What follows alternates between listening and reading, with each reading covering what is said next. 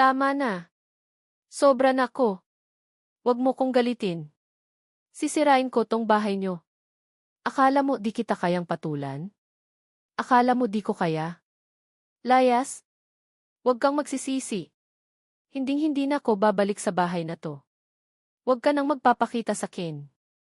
Ayoko nang makita yung pagmumukha ng mga magulang mo. Pati yung mga gamit ko, itapon nyo na. Wala na akong pakialam. Sa totoo lang, hindi ko na maalala kung ilang beses na ba akong naglayas, pero sa tuwing nagagalit ako pa rin ang nagpapakumbaba at mas mahal pa ang regalo ng paghingi ng tawad. Pero ngayon, ayoko na. Ilang taon na akong nagtitiis, pinapagalitan sa trabaho, pag-uwi sa bahay, pinapagalitan pa rin ni Mrs. Naiinis na ko. Pero kailangan kong magpatuloy sa buhay, di ba? Sa gitna ng pag-iisip ko, biglang may nagsalita, "Oy, pare. Ang tagal na nating di nagkita ah." Pagkarinig ko sa boses na yon, dahan-dahan akong lumingon. Isang babaeng hindi pamilyar ang nakangiti sa akin. Bubuksan ko na sana ang bibig ko nang may mapansin akong isang pamilyar na figura. Nakakapit siya sa braso ng isang lalaking hindi ko kilala at papasok sa hotel. Siya si Mrs., ang babaeng ikakasal ko na sana sa tulong ng ipon ng mga magulang ko. Nanlumo ako. Nakalimutan ko tuloy na may kasama pa pala ako. Parang baliw akong tumakbo papunta sa hotel. Pagdating ko sa harap ng pinto, biglang tumunog ang cellphone ko. "Hello, ospital po ito ng lungsod. Kayo po ba ang anak ni Aling, pangalan ng ina? Bigla po kasi siyang hinimatay at dinala rito. Nalaman din po namin na mayroon po siyang cancer, nasa huling stage na. Kailangan niyo po siyang puntahan agad." Parang kidlat na tumama sa akin ang balita. Blanko ang isip ko at nakatayo lang ako roon. Trader si Mrs., may cancer si nanay. Hindi ko inakalang mangyayari sa kinto, pero sa loob lang ng 2 minuto, napasa kamay ko na lahat. Nanginginig man ang katawan ko, pinilit ko pa ring umiling at tumakbo papunta sa ospital. Habang tumatakbo ako, nagalit ako sa sarili ko.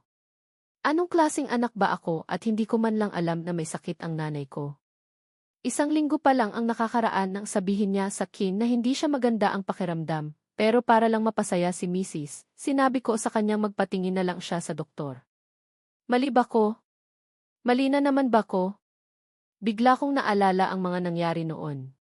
Ilang taon na ang nakaraan, nagkalagnat ng mataas ang nanay ko, 42 degrees, at 3 araw bago niya sinabi sa akin. 4 na oras ko siyang kinumbinsi bago siya pumayag na magpatingin. Napag-alaman na mayroon siyang malalang pneumonia. Sinabi ng doktor na kailangan siyang maospital, pero umuwi pa rin siya at sinabing bibili na lang siya ng gamot sa pharmacy. Hinabol ko siya at lumuhod ako sa harap niya ng 3 beses bago siya pumayag na maospital. Bakit ko iyon nakalimutan? Simula nang maipagkasundo ako kay Mrs., hindi naging maganda ang buhay ko. Mula sa pag-uwi ng bahay 1 beses sa 1 linggo, naging 1 beses na lang sa 1 taon. Pati maliliit na bagay, kailangan pang pagtalunan bago maayos. Pero ako ang pumili nito, sino ang dapat kong sisihin? Biglang may tumunog na busina sa tabi ko at kasunod nito ay ang pagbangga. Nahilo ako at nakita ko ang babaeng di ko kilala. Yakap-yakap niya ang katawan kong naghihingalo. Pangalan ng lalaki. Pangalan ng lalaki. Magtiis ka. Paparating na ang ambulans. Sa gitna ng pagkalito ko, nagtataka ako kung sino ba talaga siya. Dugo ang umaagos sa katawan ko at pilit niyang pinipigilan ang pagdurugo. Hinubad niya ang kanyang jacket at ibinalot sa sugat ko, pero patuloy pa rin itong umaagos. Mabilis na napuno ng dugo ang puting jacket. Hinihingal na siya at halos pabulong na lang siyang magsalita.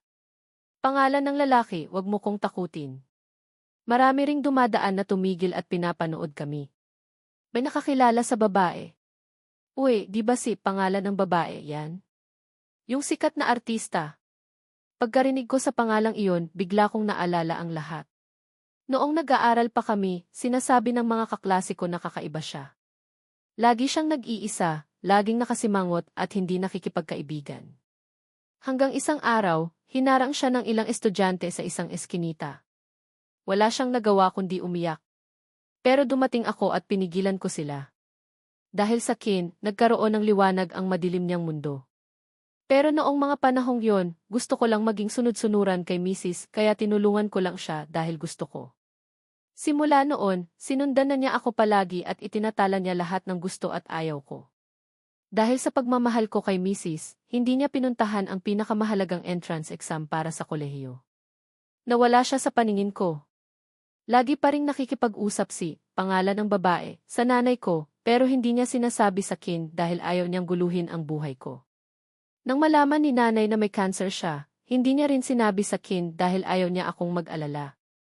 Sinabi niya sa akin na hindi siya maganda ang pakiramdam, pero ginawa lang niya iyon para hindi niya abalahin ang buhay ko.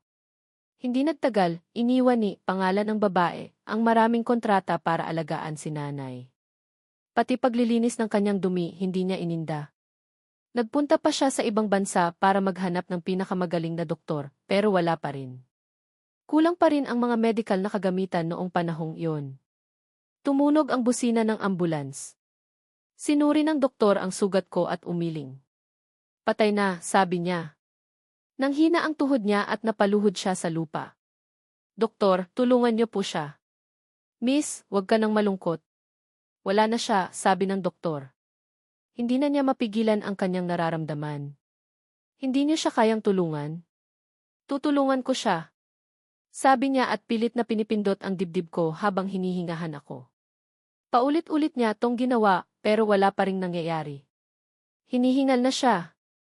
Yakap-yakap niya ako at akmang may sasabihin sa akin nang bigla siyang mawalan ng malay. Patay na ko. Sumisigaw ako pero wala akong magawa. Gusto ko siyang yakapin ng mahigpit pero huli na ang lahat. Bumuhos ang ulan. Nakaramdam ako ng sakit na tumusok sa kaluluwa ko. Dinala kami sa ospital. Buti na lang, nawalan lang siya ng malay dahil sa pagod. Nakita ko siyang nakahiga sa kama at biglang may naalala ako. Hi! Ako si, pangalan ng babae. Anong pangalan mo? Anong gusto mong kainin? Kailan ang birthday mo? May oras ka ba bukas? Yayayain kitang kumain. Tinulungan mo ko. Anong gusto mong maging kapalit? Pwede bang paglaki ko, ako na lang ang maging kapalit? Napaiyak ako dahil sa mga naalala ko. Kasalanan ko ang lahat. Pangalan ng babae, patawad, sabi ko. Akala ko may happy ending kami pero mali ako. Hindi nga naman ako naririnig. Pagsisihan kong hindi ako naging matatag.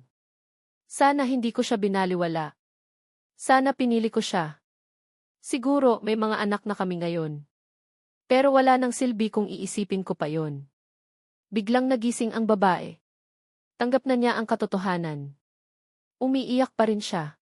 Gusto ko siyang yakapin pero isa lang akong kaluluwa. Sa mga sumunod na araw, umiyak nang umiyak si, pangalan ng babae.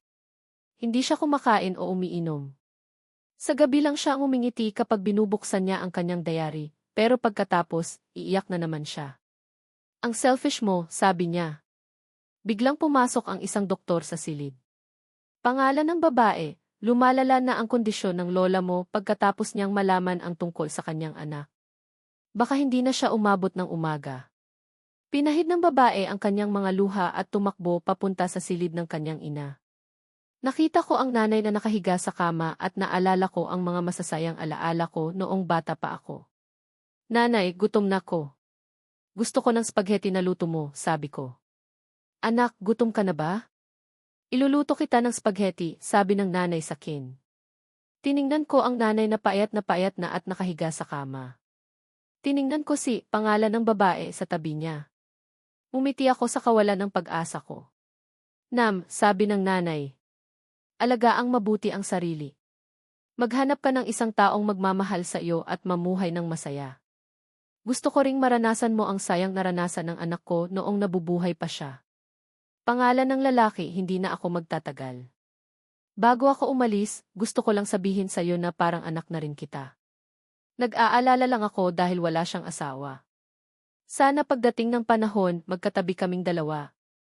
Napangiti ang nanay at hinawakan niya ang kamay ni, pangalan ng babae, bago bumitiw. Napaluhod ako sa lupa at sumigaw. Kasabay nito ang pagtunog ng mga makina. Ilang araw ang lumipas, inayos ni, pangalan ng babae, ang libing naming dalawa. Bumuhos ang ulan. Hindi siya nagdala ng payong. Hindi ko malaman kung luha ba o ulan ang nasa kanyang mukha. Hinawakan niya ang isang espesyal na litrato. Alam mo ba na matagal ko nang gustong sabihin sa'yo? Mula noong nag-aaral pa tayo, mahal na kita. Mula noong bata pa tayo hanggang sa lumaki tayo, gusto kong maging kasama mo, hindi lang bilang kaibigan, kundi bilang isang taong pwede mong kasama sa lahat ng bagay. Naaalala mo pa ba noong nag-aaral tayo? Bumaba ang grades ko at sinabi mo sa na kapag kumain ako ng karne, makakakuha ako ng 100. Naniwala naman ako. Sinabihan ko si nanay na ipagluto ako ng adobo at meatballs. Nagkaroon nga ako ng 130. Hindi mo yon inaasahan, no? Gumanda rin ako. Kapag may problema ako sa trabaho, gusto kong kumain ng karne dahil naalala ko ang sinabi mo. Pangalan ng lalaki, alam mo ba kung gaano ko kagustong makita kang pumapalakpak sa akin? Sinikap ko ng husto para maging sikat at makita ka. Pero noong nagkita tayo pagkatapos ng ilang taon, hindi mo ako kinausap. Inisip ko na baka hindi mo lang ako nakilala. Noong nahanap kita ulit, patay ka na. Sobra akong nalungkot. Pero wala nang silbi kung sasabihin ko pa yan ngayon. Kasalanan ko rin naman. Kung nagkaroon lang ako ng lakas ng loob na umamin sa iyo noon, hindi sana mangyayari to, pero okay lang. Kung hindi tayo pwede sa mundong to, sigurado akong pwede tayo sa ibang mundo. Doon ko na matutupad ang pangarap kong maging kasama ka. Kumuha ng gamot ang babae at nilagok ang lahat. Ngumiti siya. Unti-unti na siyang nawalan ng malay. Wala akong magawa. Sana maalala mo ako, sabi ko. Dahil sa pagsisisi ko, naglaho ang kaluluwa ko sa langit. Ito ang unang pagkakataon na nabasa ko ang isang liham pag-ibig na parang hindi kayo para sa isa't isa at palagi tayong nagkakamali ng panahon, parang laging nakikipaglaro ang buhay, pero magiging sapat na ba ang pagsisisi para magkaroon ng panibagong pagkakataon? O magiging sapat na ba para masabi ang nararamdaman natin para sa isa't isa? Nang biglang may umingay, nagising ako at sa wakas ay nagbalik ang nakaraan sa classroom ko noong nasa grade 12, 4 kami. Alam kong nag-aalala siya na baka isipin ng mga lalaki na mayroon na siyang boyfriend at lalayuan siya. Noong mga panahong yon, masaya na akong katabi siya at inaalagaan siya. Ngayon, gusto kong sampalin ang sarili ko. Ang tanga ko. Ang tanga-tanga ko. Pagpasok ko sa classroom, pumasok si Sir, pangalan ng guro, ang aming advisor. Malaki ang tiyan niya at may suot na microphone na hugis bubuyog na kulay rosas. May ilang hibla na lang ng buhok ang natitira sa kanyang ulo na kumikinang dahil sa ilaw. Sa harapan, Sir ang tawag namin sa kanya, pero sa likod, itlog na maalat ang tawag namin. Pagkatapos sabihin sa amin ang ilang alituntunin sa classroom, nagsimula si Sir, pangalan ng guro, na magturo ng math. Dahan-dahan akong lumingon sa pinakadulong sulok ng classroom. Nang makita ko ang tahimik na babae, biglang bumilis ang tibok ng puso ko at nahirapan pa akong huminga. Pangalan ng babae nga. Siya yung babaeng gumamit ng kalahati ng kanyang buhay para tumayo sa harap ko at tapusin ang buhay niya para samahan ako. Hindi gaanong napapansin pangalan ng babae. Natatakpan ng kanyang mahabang buhok, ang halos kalahati ng kanyang mukha, at nakatali ang kanyang buhok gamit ang isang manipis na rubber band. Maputi siya, pero payat. Maluwag ang kanyang uniform na halos kupas na kaya mukha siyang batang nakasuot ng damit ng matanda. Nang marinig niya ang mga kaklase namin at tawagin si Sir, pangalan ng guro, na itlog na maalat, ngumiti rin siya. Yumuko siya at bahagyang tumaas ang kanyang mga labi. Walang katabi pangalan ng babae dahil hindi siya napapansin. Noong pumipili kami ng upuan, napili na ng lahat ang kanilang upuan nang mapansin nilang nakalimutan nila siya. Kaya mag-isa siyang nakaupo sa sulok ng classroom. Sanay na siyang kalimutan at iwan. Lahat na nangyari noong naging kaluluwa ako sa nakaraan ay paulit-ulit na naglaro sa isip ko, ang pagtataksil ni Mrs., ang cancer ng nanay ko, at ang pagmamahal sa Kenny, pangalan ng babae. Habang pinipigilan ng lahat ang kanilang mga tawa, nangingilid ang luha ko. Binigyan ako ng isang panibagong pagkakataon para mabuhay. Desidido na akong talikuran ang pagiging sunod-sunuran at mamuhay ng masaya. Magpapakasaya ako sa buhay ko at mamahalin ko ang taong tunay na nagmamahal sa akin. Napansin pangalan ng babae, na nakatingin ako sa kanya. Bahagya siyang nag-angat ng ulo at nagtama ang paningin namin. Nagulat siya at mabilis na umiwas. Yumuko siya at namula ang kanyang mukha. Pagkatapos ng ilang sandali, naglakas loob siyang tumingin sa akin. Nakikipag-usap ako kay Mrs. Nadismaya siya at umiling. Kumuha siya ng activity book mula sa kanyang desk at nagsimulang magsagot. Dahil wala siyang pambili ng bagong activity book, paulit-ulit niyang ginagamit ang parehong activity book. Hindi ko pinapansin ang mga sinasabi ni Mrs. Sinulyapan ko si pangalan ng babae. Ang ganda niya habang nagsasagot. Kinailangan ko pang pigilan ang sarili ko nang umiti. Tumaas ang kilay ni Mrs. dahil di ko siya pinapakinggan. Pangalan ng lalaki, nakikinig ka ba sa akin? Hindi, sabi ko. Nagulat si Mrs. Huminga siya ng malalim at sinabing, kung ganyan ka lang, hindi na kita liligawan. Hindi ako nag-react. Tumango lang ako. Lalong nagalit si Mrs. at tinanong ako kung ano ang problema ko. Tinanong niya kung dahil lang ba sa hindi niya tinanggap ang milk tea. Isinip niya kung tinatanggap niya ang regalo, iisipin ng iba na madali siyang ligawan. Wala akong nararamdaman. Hindi na kita gusto, sabi ko. Pagkatapos kong sabihin yon, tumingin ako sa blackboard. Tumigas ang likod ni Mrs. na parang swan. Nagulat siya at hindi makapaniwala. Simula nang pumasok ako sa high school, mahal ko siya. Hindi lang ako umamin sa kanya, pero hindi ko rin tinanggihan ang kahit anong gusto niya. Pero ngayon, tinanggihan ko siya at sinabi kong hindi ko na siya gusto. Galit na galit si Mrs. Hindi siya makapaniwala na hindi ko na siya gusto. Inisip niya na gusto ko lang siyang pagselosin. Lalong nainis si Mrs. Galit na galit siyang tumingin sa akin. Huwag mong isipin na magiging interesado ako sa iyo kung gagawin mo iyan. Hindi. Hinding-hindi, sabi niya. Alam ko na kung ano ang iniisip ni Mrs. Naghihintay siya na puntahan ko siya para mapahiya niya ako. Sa nakaraan, sunod-sunuran ako sa kanya sa loob ng 10 taon kaya alam ko na ang pag-uugali niya. Kung hindi masaya si Mrs., hindi niya rin papayagan ang ibang tao na maging masaya. Noong mga panahong yon, inisip ko lang na masama siya ang ugali at kailangan kong tanggapin ang lahat. Kailangan magtulungan ang dalawang taong nagmamahalan. Pero mali ako. Kung mahalin mo siya, kailangan mong lumuhod sa mga durian. Kung mahalin mo siya, kailangan kang lumuhod sa kalsada. Kung mahalin mo siya, kailangan mong tumakbo ng kilometro para bumili ng milk tea. Noong nakaraan, tanggap ko ang lahat dahil nagpapaloko ako. Kung naghiwalay kami ng maayos, okay lang sana na maging magkaibigan kami. Pero napakasama niyang tratuhin ako noong nakaraan kaya hindi ko kayang maging mabait sa kanya. Biglang tinanong ni Sir, pangalan ng guro, kung may gustong magpalit ng upuan. Dahil kailangan ang bagong anyo sa bagong semester, pero naging okay na ang pwesto ng mga upuan sa high school at naging okay na rin ang mga classmate, kaya walang gustong magpalit ng upuan. Nang sasabihin na ni Sir, pangalan ng guro, na mag-aral na lang kami, itinaas ko ang kamay ko. Sir, gusto ko pong magpalit ng upuan. Umirap si Mrs. at nagtaas ng kilay. Ayoko kang katabi, sabi niya. Bago pa man siya matapos magsalita, sinabi ko, gusto kong tumabi kay, pangalan ng babae, sa sulok ng classroom. Huminto si pangalan ng babae sa pagsusulat. Nabali pa ang kanyang pensil. Nang matapos akong magsalita, tumingin ang lahat sa kanya. Lahat ng mahigit sa 50 mukha ay nagulat. Kahit si Sir, pangalan ng guro, ay nagulat. Bilang advisor, alam niya ang maliliit na plano ng kanyang mga estudyante. Alam niyang may gusto ako kay Mrs., pero ngayon gusto kong tumabi kay pangalan ng babae. Ano kayang balak ko? Sigurado ka ba dyan? Baka gusto mo lang kumuha ng top student, tanong ni Sir, pangalan ng guro. Nag-isip na po akong mabuti. Grade 12 na po ako. Kailangan ko pong mag-aral ng mabuti.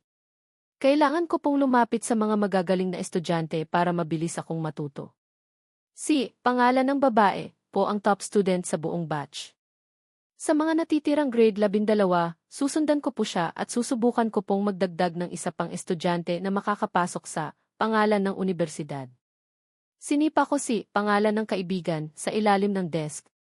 Naiintindihan niya kung ano ang gusto kong iparating at nagsimula siyang pumalakpak ng malakas.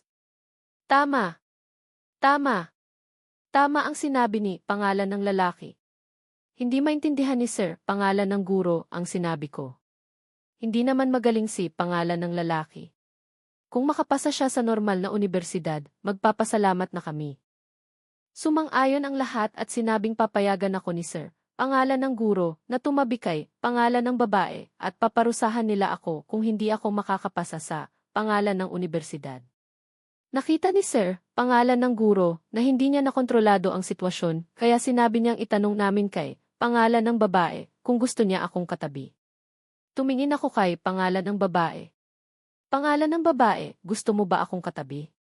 Biglang bumilis ang tibok ng puso ni pangalan ng babae. Namula ang kanyang mukha at yumuko siya. Hindi papayag si pangalan ng babae, sabi ni Sir, pangalan ng guro. Okay lang po. Papayag po ako, sabi ni pangalan ng babae. Maliit ang kanyang boses at nanginginig. Pagkatapos niyang sabihin yon, namula ang kanyang mukha. Tumawa ang lahat at nagsimulang manukso. Sobrang ganda ni pangalan ng babae, kaya gusto ko siyang yakapin. Sa nakaraan, halos 30 na ko. Bakit parang bata na naman ako? Huwag kayong maingay, sigaw ni Sir, pangalan ng guro. Kung makapasa ka ng entrance exam ng 0 puntos, papayagan kitang tumabi kay pangalan ng babae. Kung hindi, babalik ka sa dati mong upuan. Tumayo ako at sumaludo. Tumunog ang bell. Sinabihan kami ni Sir, pangalan ng guro, ng ilang bagay bago siya umalis sa classroom.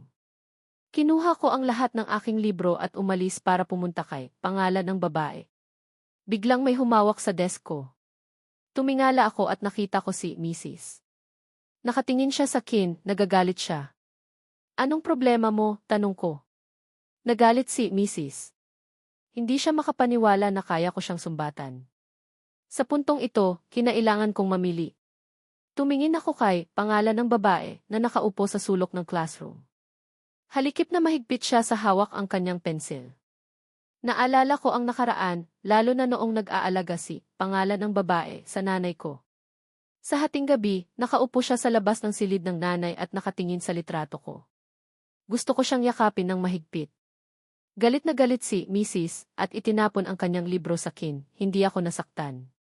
Pagkatapos mabuhay muli, hindi ako dapat makipag-usap kay Mrs. dahil hindi siya karapat-dapat. Tratuhin ko na lang siyang isang estranghero, pero hindi niya ako titigilan. Umalis ka, sabi ko. Nagulat si Mrs. Sinusumbatan mo ko, tanong niya. Dati, lagi mong sinasabi na inaabala kita. Kaya ito na. Hindi na kita guguluhin. Huwag mo rin akong guluhin. Ang mga prinsesa, dapat nang mamatay, sabi ko. Natahimik ang lahat sa classroom. Hindi ako nagbiro. Katabi ko si pangalan ng kaibigan at sinabing grabe siya. Sa unang pagkakataon, nakarinig si Mrs. ng isang bagay na hindi niya gusto. Tumingin siya sa akin. Sinabi mo iyan. Huwag kang magsisisi, sabi niya. Lumapit ako kay pangalan ng babae. Nagpretend siyang walang nangyari. Nakakunot ang noo ko at kinabahan. Nag-iba ang mukha ko nang makita ko si pangalan ng babae. Hello, sabi ko. Pangalan ng babae ay bahagyang nagtaas ng ulo at nagtama ang aming paningin sa isang saglit lamang. Tumango siya. Kumuha ako ng milk tea mula sa bag ko at binigay kay pangalan ng babae. Para sa iyo. Huminto siya sa kanyang ginagawa. Nagdadalawang isip siya. Tumingin siya sa akin, kung pwede ko lang tanggalin ang kanyang buhok. Pinabayaan ko ang milk tea sa desk ni pangalan ng babae. Huminga siya ng malalim. Umiling siya at sinabing hindi ko gusto. Nagulat ako at ipinagpalagay na hindi niya tinatanggap ang regalo. Hindi yan mahal. Kailangan mo pa akong turuan kaya milk tea lang yan, sabi ko. Natawa si pangalan ng babae. Isang malakas na hangin ang humihip sa kanyang buhok at nagpakita ng kanyang magandang mukha. Halos mamatay na ang maliliit na usa sa puso ko. Nadama ni pangalan ng babae na nakatingin ako sa kanya kaya agad siyang yumuko at mumiti. Namula ang kanyang mukha at bahagyang nanginig ang kanyang pilikmata. Tumingin si pangalan ng babae sa milk tea at malungkot na sinabing hindi matutuwa si Mrs. Kumunot ang noo ko. Sigurado akong iniisip niya na para kay Mrs. ang milk tea. Para linawin ang sitwasyon, sinabi ko pangalan ng kaibigan. Sumagot si pangalan ng kaibigan na mailakas. Nakita kong lumingon si pangalan ng kaibigan na naguguluhan. Hawak niya ang milk tea na halos ubos na at ninunguya ang coconut jelly. Bakit mo ko tinawag? Tanong niya. Wala.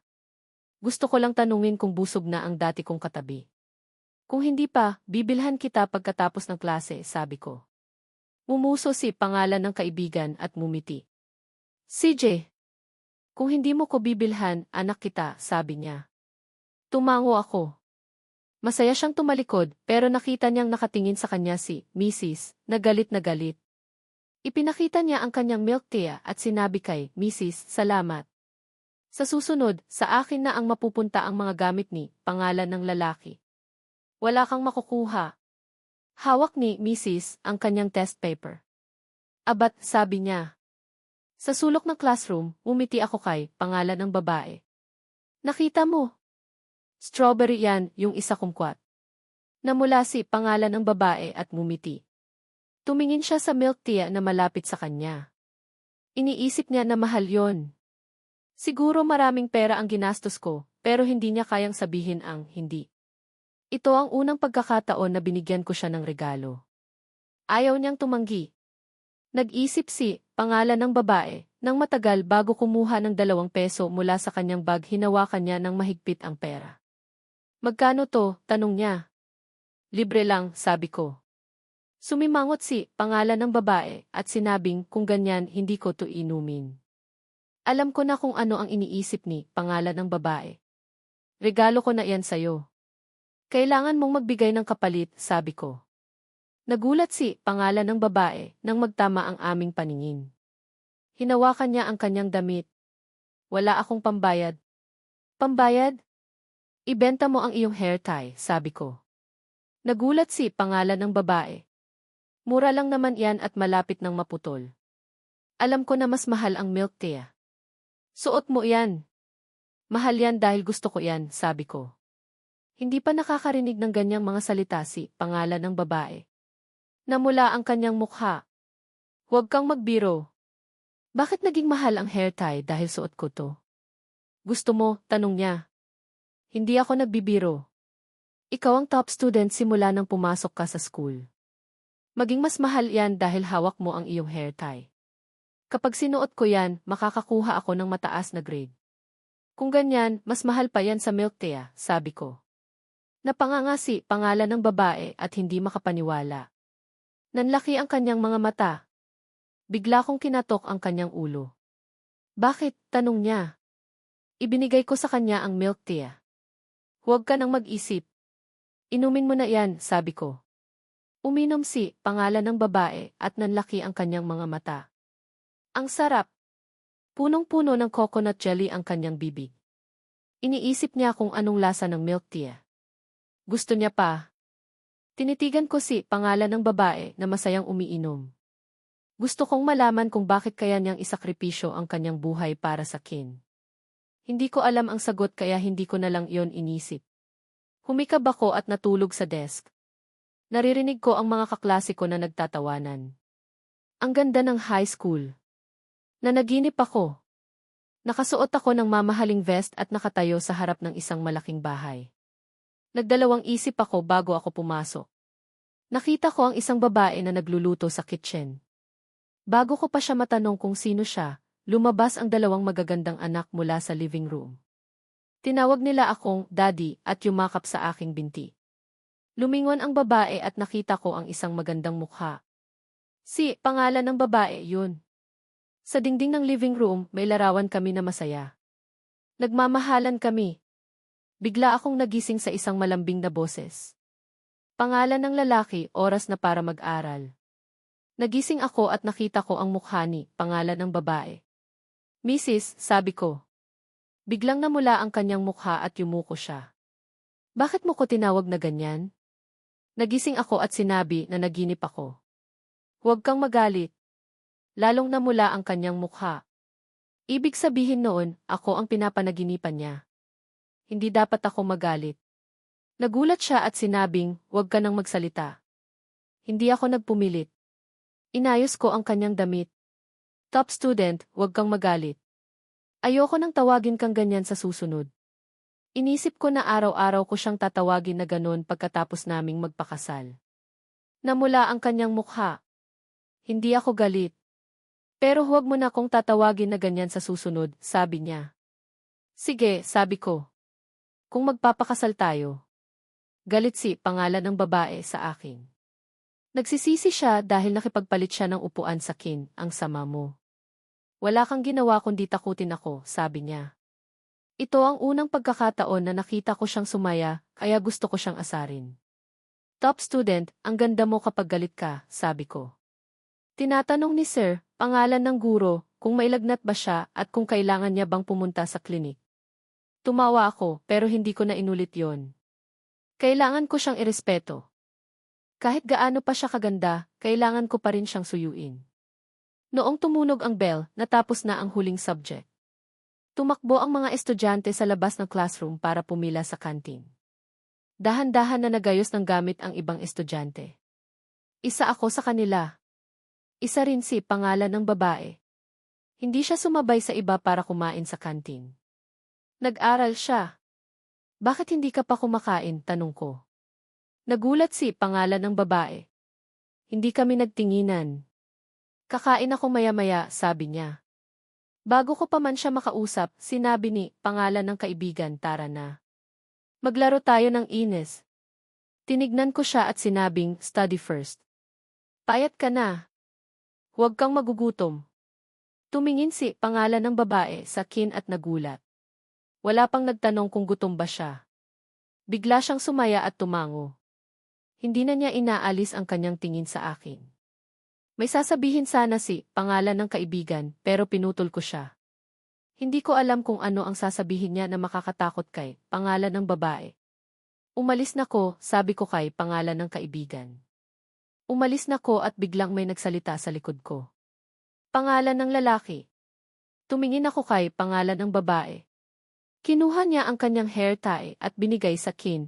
Inalis niya ito sa kanyang buhok kaya nagpakita ang kanyang likod. Sinabit niya ang kanyang hair tie at ngumiti. Salamat, sabi ko. Ito ang pambayad ko sa milk tea. Tumango ako. Susunduin kita, sabi ko. Alam mo ba kung sino ang nakasulat sa sinulid ng buhok? Hindi na ako nakinig sa kanyang sasabihin. Tumakbo siya sa labas ng classroom. Tinuro ni pangalan ng kaibigan, si pangalan ng babae, at sinabing, seryoso ka ba? Umiti ako. Anong problema? Tanong ko. May problema sa'yo, sabi ni pangalan ng kaibigan. Inisip ko kung ano ang kinakain ko at pagkatapos kong gawin, napakabuti nito. Kung sa bagay, mahirap na talaga. Habang nanonood, sinabi ni pangalan ng kaibigan, baka napasobrahan na ako na naging mabuting babae at nagmamahal sa paglalaro. Habang ako'y papunta, tawa-tawa ko. Narinig ko ang isang malakas at galit na nagbabantay sa akin, ang pangalan ko. Binalikan ko ang lahat at ako, yung gyagya na nagpapahinga sa loob. Sobrang tagal na ako'y nandito rito. Ano ng problema nyo? Gyagya, malaki ang mata, galit na sinasabing si Chuxiang, hindi mo ba sinabi sa akin na dadalhin mo ako araw-araw sa bahay? Ako'y malungkot. Ang sabihin kong ayos, hindi ko talagang nasabi na ngayon niya kung ako'y tumatao, kasama ang mga customer o nakakatugon, nakapasok din ako. Ayos na sinasabi kong kunin si Gyagya sa bahay, ngunit iyon. Yung lumang sabi ko na sino sa kabilang buhay ang gusto kong maging tanga sa sinuman ay hindi ko gustong angkinin ang sinuman. Chuxiang, na isang magandang babae na may sinulat na pagtanggap, nasabi mo na ako mismo si Gyagya. Hindi na ako naglilingkod kay Mrs., sabi ko. Sinabi ko kay Mrs., narinig mo na ba ang kasabihang ang pangako ay maihalaga lamang kapag may pagmamahal? Nagulat siya at nagalit. Anong ibig mong sabihin? Bakit nagbago ka bigla? Tanong niya. Nagkibit balikat ako. Intindihin mo na lang, sabi ko. Naiyak si Mrs. Pangalan ng lalaki, bakit mo ko tinatrato ng ganito? Tanong niya. Ito lang ang bahagi sa ginawa mo sa akin dati, sabi ko. Hindi na kita gusto, sabi ko. Huminga ng malalim si Mrs. Bakit ka nagbago? Tanong niya. Hindi na kita liligawan kung binibigyan mo ko ng gamit mo. Narinig ko ang mga salita ni Mrs. at ang tunog ng hangin. Ayaw na kitang guluhin. Nagtungo ako kay pangalan ng kaibigan. Wala akong nakitang ginawa ko mula nang magkasama kami. Sa lungsod ng Kimhae, walang tahanan ang maraming gusali na mas malaki pa. May isa pa nga na hindi na bago, ang mura ay hindi masama ang ugnayan. Ako at si pangalan ng kaibigan, dalawang tao ang nakabukas sa mundo kapag malapit na kung sino yung malapit na, nalibang yung lahat at nangyari ito. Hindi nakita na kami na ako at sinabayan ako ng mga salita ng nanay ang sabi na ayoko ng pagtapos ng nanay ang na may kinakailangan ng may gusto ang nakakaharap na nakakawala sa sarili. Sinabi kay niya, malapit na si ate. Sa sandaling iyon, nakaramdam ako ng isang kiliti, ngunit nakita ko nang ngumingiti ako sa aming mga puso. Hindi kasi na nakikita ako ng nagpapahinga at nakararamdam. Hindi ko na makita si tita na nakaratay sa karamdaman. Nagpakilala ako sa kanya na pinadalhan ako ng isang masayang sinabi. Kung ako ay isang matibay ng kailangan kong tumangkilik sa kanya at humingi ng tulong dahil ako ay kanyang pagmamalaki. Hindi kami sinundo ni nanay na may malinaw na tingin. Sa panahong iyon, nakita ko ang sarili kong naging matanda, ang kanyang mga katangian at ang isang kaakit-akit na mga gintong galing. Nagpakita kami at bumalik sa kinabukasan. Diyan ka na, tanong sa akin ni nanay. Sinabi na kayo, Tristan. Ipinababalik ko ang sinabing narinig at ako na mismo ang tinatanggihan kaya ayoko na ang lahat. Lumapit sa akin si tita at tinanggihan at bigyan niya ako ng isa't isa. Sinabi na hindi siya malungkot o nakakabahalang. Diyan ka na, sabi ko. May kinuha akong susing at kay pangalan ng kaibigan, nagsasabi ko na ako'y napapangiti. Sinabi ni pangalan ng kaibigan, ano ang bagong kulay ng buhok ko at nakakabit na ang kasalukuyang kulay.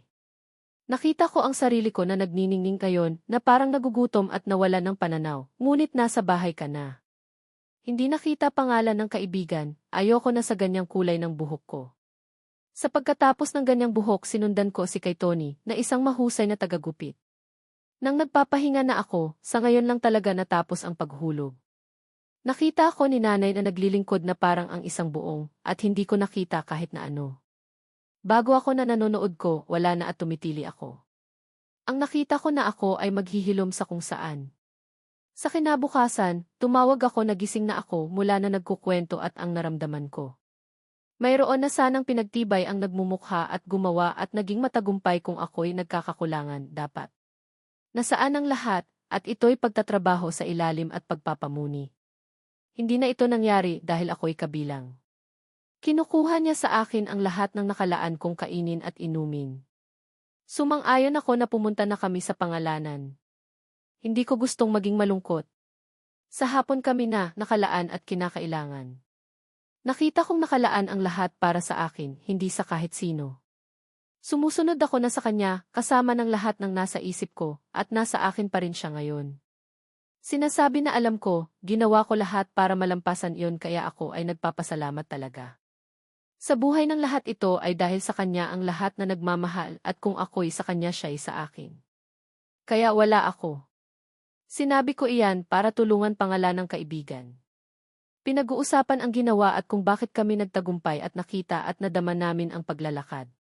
Sabi sa kanya niya wala nang pagdadagdag na nakikita at nadadama at ako rin at may kinalaman ba talaga. Pagkatapos kong sabihin, hindi ba iyan isang malaking pagkabahala tungkol sa akin para sa kung anuman. Pinakinggan ako ni pangalan at alam ko naman kung paano ko magugustuhan ito. Bago mag-aral ng isang mahusay na kaalaman tungkol sa pagkaalamin ang ilan sa mga paraan at kung ano ang sinasabi na kung gumawa si kaya kailangan ka. Ako'y hindi nalimutan. Alam lahat ako'y nagpapakita para magpagaling na. Alam kong sinabihan mo, nakalaan ka na nga at kung sino ka at hindi sa kahit sino. Ngayon, tinutungo ko na sila at ang nakukuha na ang nalimutan ko. Sa pagkakaroon ay nagpasalamat ang lahat ngayon. I'm feeling the light of happiness and joy. Sa huling araw ng aking buhay, nagawa ko pang isakripisyo ang aking buhay para sumama sa iyo sa langit. Ngunit sa kasalukuyan, hindi lang nag-iingat sa Kinsey, pangalan ng babae, ngunit may masama rin sigurong impresyon tungkol sa akin. Iniisip niya siguro na isa akong mababaw na lalaki. Nakatingin ako kay pangalan ng babae na nag-aaral. Kumunot ang kanyang kilay at pinilit niyang isulat ang bawat letra. Parang sa kanyang mundo, pagsusulit lang at pag-aaral ang importante.